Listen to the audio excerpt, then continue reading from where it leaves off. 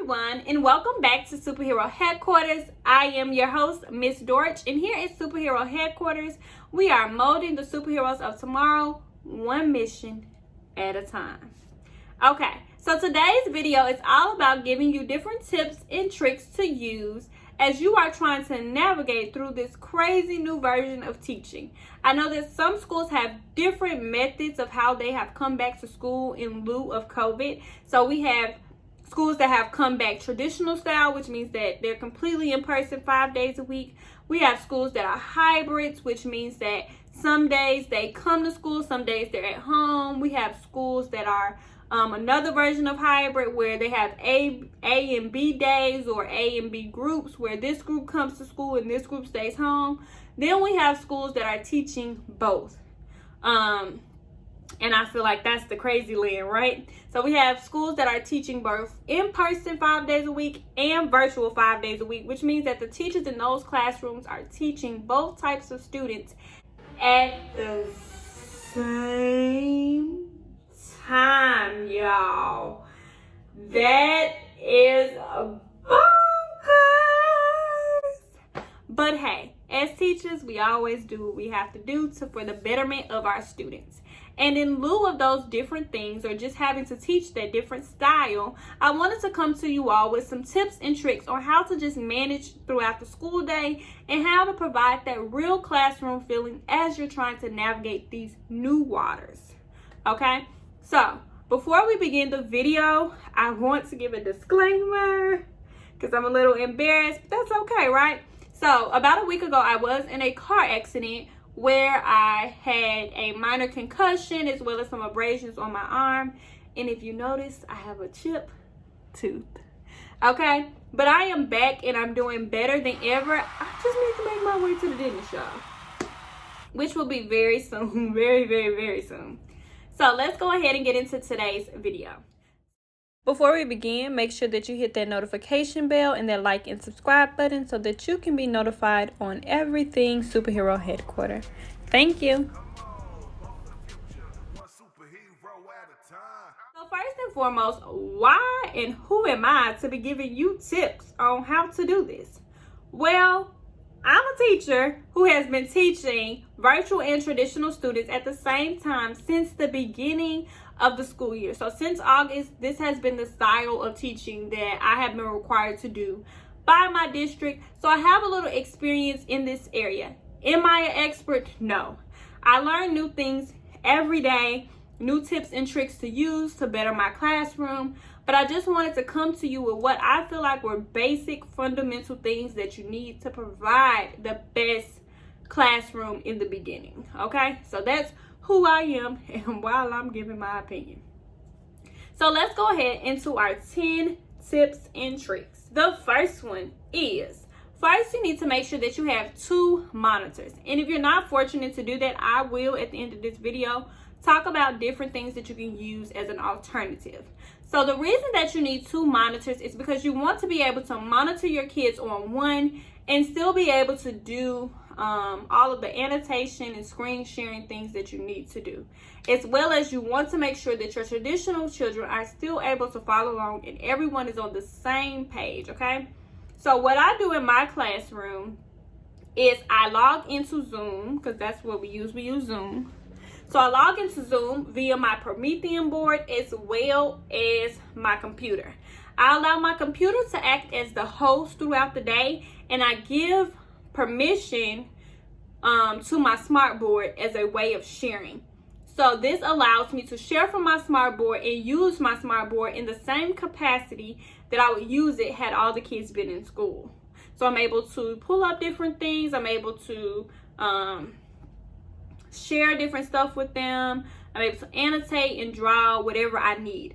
Now, what's very important about using these 2 monitors is you will get feedback if you do not cut down your Promethean board.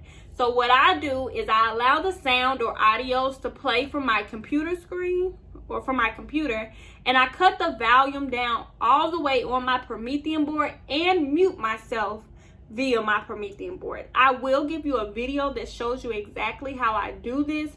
So please make sure to hit that like, subscribe, and notification bell so that you can be notified when that video does arrive.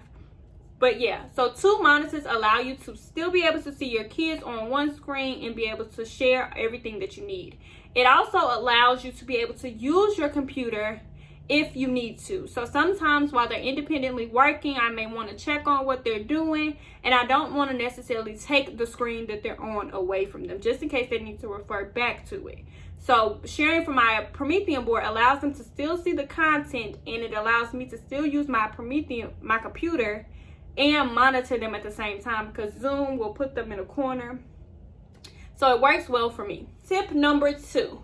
Tip number 2 is to make all children get on Zoom. And this has been a lifesaver since we discovered it at my school. At first, we were having a lot of issues with the Promethean board going out and not being able to divide our attention effectively to both virtual and traditional students.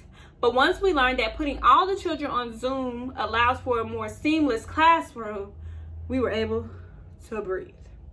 So when all children are on Zoom, that means that everybody in the classroom can see the same thing. So even if your Promethean board malfunctions, you're able to still screen share from your computer screen and continue on with the lesson instead of having to take those 10-15 minute breaks to try to get your Promethean board back on schedule.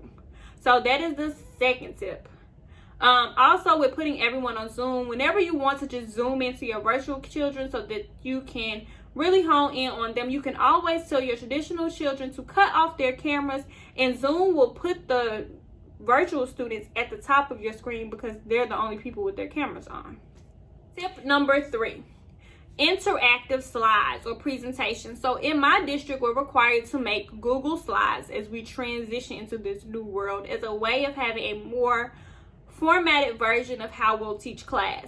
And so using interactive slides or interactive websites like Peer Deck, Nearpod, I've seen something called Jamboard. I have never used it. I use Peer Deck for everything. I love Peer Deck. So if you haven't heard of Peer Deck, please go research it. My district has purchased it, so we get all of the features, but you can get, I'm not sure if it's free or not.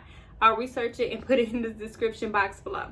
But Peer Deck allows for a more interactive feel in class. So kids can drag and drop things, they can fill in questions, you can do polls, all these different things. However, you do have to pre-plan. So you have to already have the slides made. Excuse me. You have to already have the slides made, and after you have the slides made, you can input different Peer Deck tools. I'll do a video specifically on Peer Deck for you and put the link down below in the description box. But having interactive slides allow your traditional students and your virtual students to feel like one big class, because Peer Deck actually allows them to see other children's responses whenever you want them to be visible. Okay, number 4. Always make sure that you're calling on an equal amount of virtual students and traditional students. You can do this by using random name generators. Classroom Dojo has one, or there are a bunch of different other sites that you can use, or you can simply use the traditional way where you have your popsicle sticks and you just pull names. But you want to make sure that you're doing this so that your virtual students are, for one, staying focused because they understand that there's a possibility that they may get called on, and for 2, it just keeps the feeling of being in regular class, help them feel involved.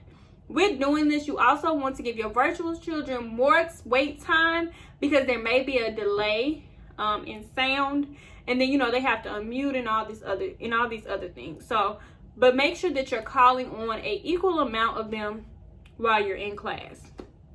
Number 5, develop a reward system. The reward system will allow for your virtual students to have different goals, and this really helps with behavior, because if a student feels like they have something to work towards, you can always redirect wrong behavior with adhering back to the reward system and what they could potentially lose or gain for doing what they need to do. I have 3 different reward systems in my classroom that we use. We do individual rewards, we do class rewards, and then we also do something called Defender rewards. I have 2 different classes, so we do like a class reward type of thing. Again, I will do a video that details my exact reward system and how I use them in my class. But for individual rewards, you can use things like Class Dojo. There are different Google Slides that you can use to create a class reward system as well. Especially if you use Teacher Pay Teachers, they have a boatload of different things out there. Number 6, allow for breaks. As adults, we get tired of looking at computer screens. As children, they get tired of sitting in front of computer screens or sitting down for such long periods of time. So what I do is in the beginning of my class, we do exercises just to get their brains moving and pumping, and everybody participates. Then once I feel like they may be getting a little tired or it's time to take a break, I allow them to take like a 5-minute break, not nothing too extensive. We go on a mass break for my traditional students, and I allow my virtual students to kind of get up and maybe we'll watch a Go Noodle or something like that. And sometimes what I do, if I really don't have time to kind of really give them a break, I allow them to take a bathroom break with a snack break. So they are able to get up and use the bathroom, and when they come back, they can come back to the screen with at least one snack. The food gives them the energy that I need them to have so that we can finish the day. And they already know that if they bring more than one snack to the meet, I'll take points, or if I see that they're too distracted by whatever they're eating, I take points and I tell them to put it away. I don't really have issues with that. It's something that is really used in my class and they love it. So yeah. Number 7, be visible. Being visible or being heard is very important. I know that sometimes we may have to get up and move around for our traditional students, so we don't necessarily stay in front of the camera all day, but always keeping yourself off mute allows them to hear your voice. And if they can hear your voice, they understand that you're still in the classroom and you're still present. Sometimes what I do, even when I'm not having to redirect behavior, is I'll go back and I'll give different compliments to my virtual students. Like I'll say, hey Jada, you're doing very well. Or hey Christopher, I like the way you do that. That lets them know that although they cannot see me, I'm still paying attention. And I kind of have worked them into I don't know the words I want to use. But they're used to my camera being off now and me still talking and paying attention. So even now when they see that my camera is off, they know that there's a great possibility that I'm still literally sitting in front of the camera. And it's because I kind of trained them. So even when you see my camera off, remember that I can still see and hear everything. Number 8, Bitmoji classrooms. Get you a Bitmoji classroom, guys. I used to be really against Bitmoji classrooms because I felt like it was a lot of work and just way too much going on.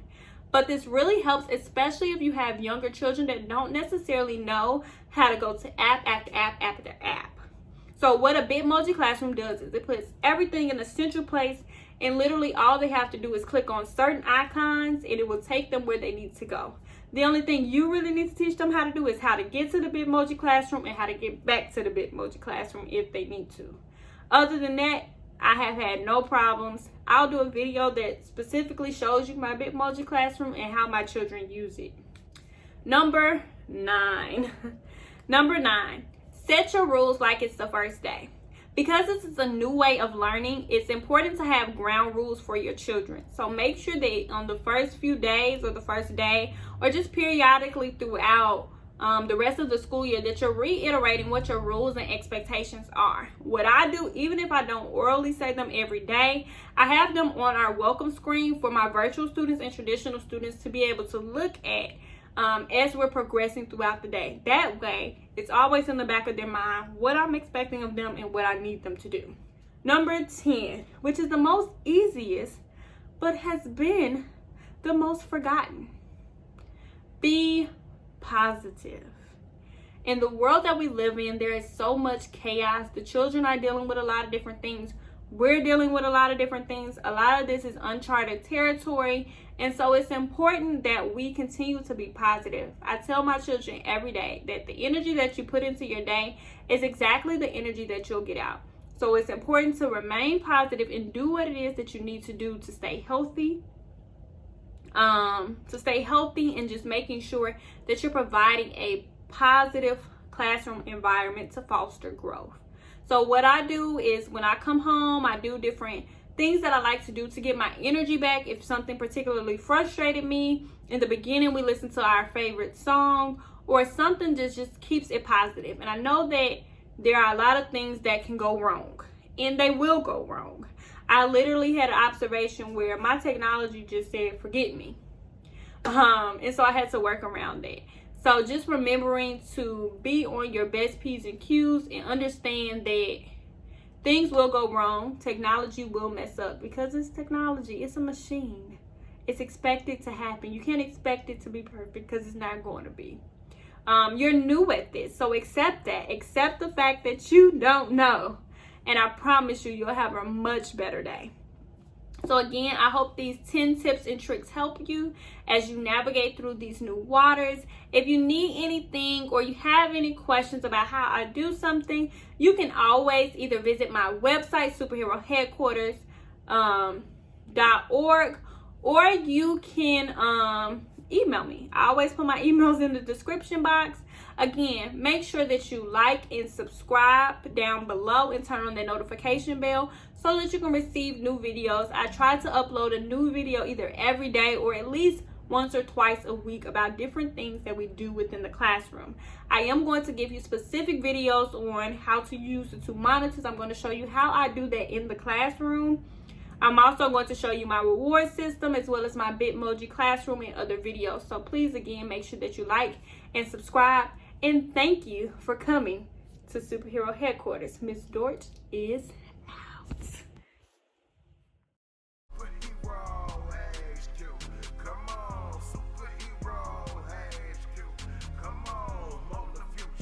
Superhero at a time.